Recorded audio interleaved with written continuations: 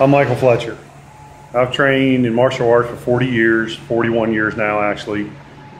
My two sensei were Shogo Kuniba Soki and William H. Bill Price Soki, head of the Chikibukai and the Kunibahashi Theru. I've been taught majority of my groundwork by Bill Price Sensei. And the takedowns, the things that we teach law enforcement, and this is for law enforcement, by the way, is my information has gotten mainly from him. There have been some other people that have had some influence on me in that area, but most of them have been law enforcement officers. But my martial art training, and that's where defensive tactics comes from, is from the martial art world. That's what we're going to be talking about. Law enforcement officers are not MMA people. They're not MMA fighters. They're not jiu-jitsu fighters. They are law enforcement. Your job is to get control of the situation, get control of the person, get them safe in handcuffs.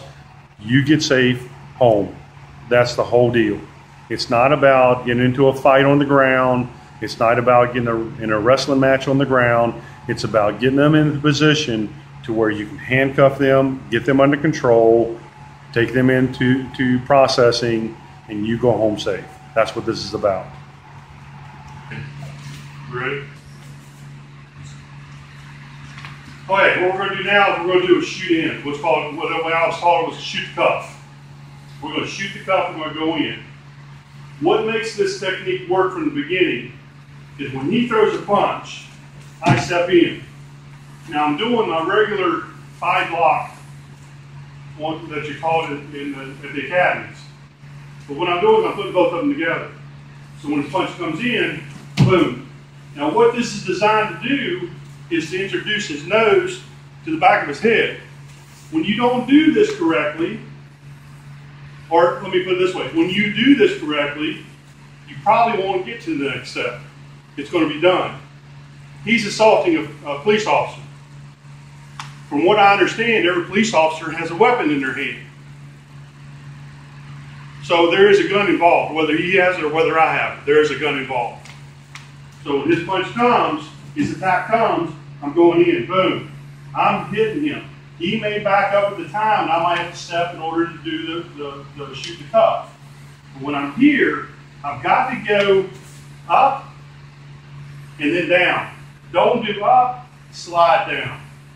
Up and then down. That's what my intent is. So when I'm here, now my distance, I'm going down here. Let the camera come over this way. My head has to be down, my neck. If my neck is up, if my head is up, he's going to be able to put me in a guillotine, a choke. I can't afford that. Now understand, all this is in a matter of 6 seconds. This whole thing I'm going to show you is about 6 seconds. For somebody experienced, inexperienced, I need my head down. Don't put your head up.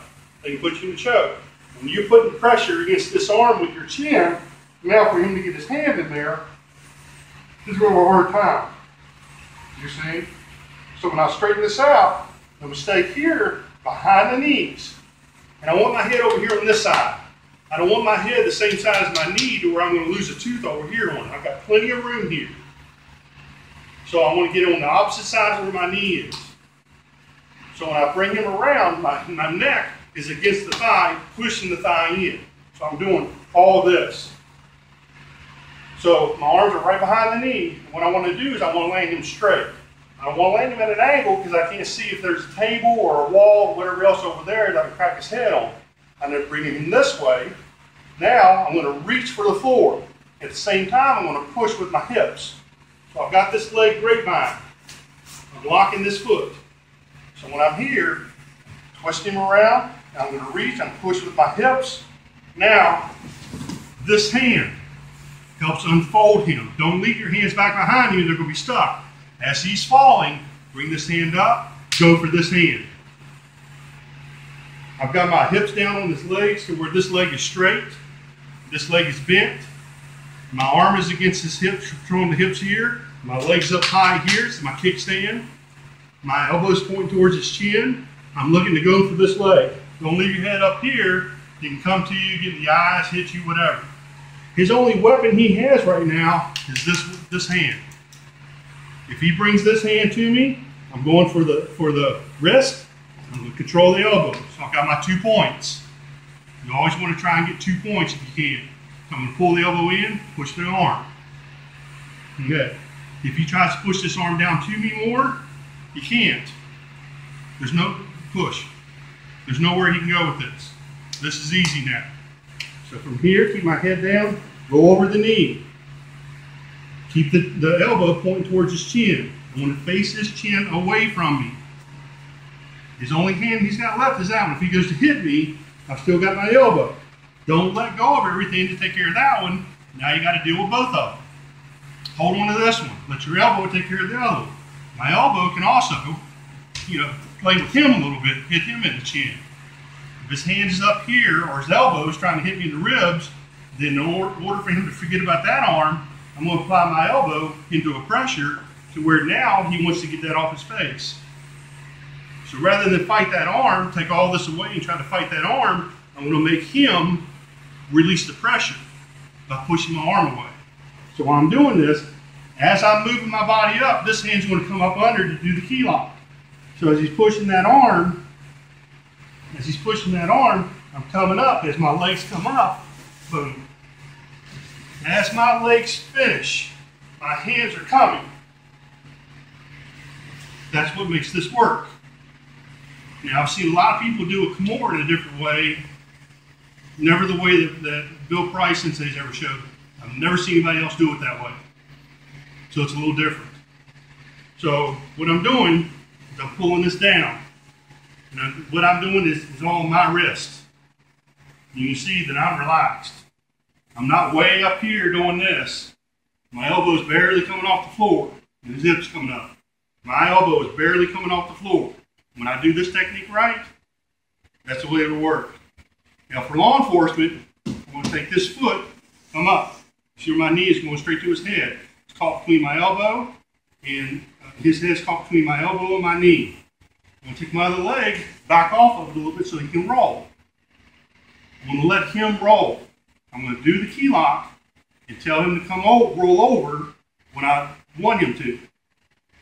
I want you to roll on my command. You understand? Yes, sir. Roll now. I'm letting him do the work. Once I get to here, I'm going to change.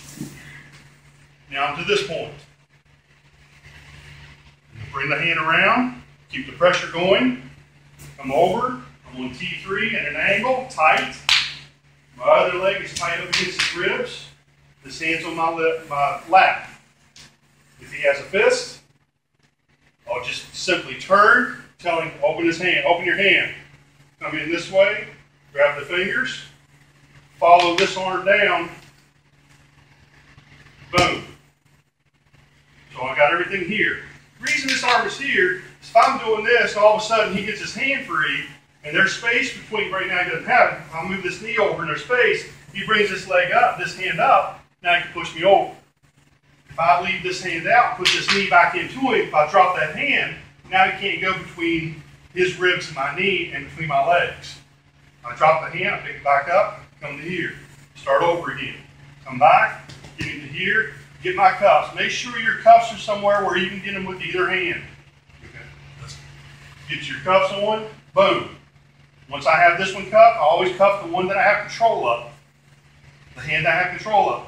Cuff it, cuff is hanging. I tell him to put his other hand here.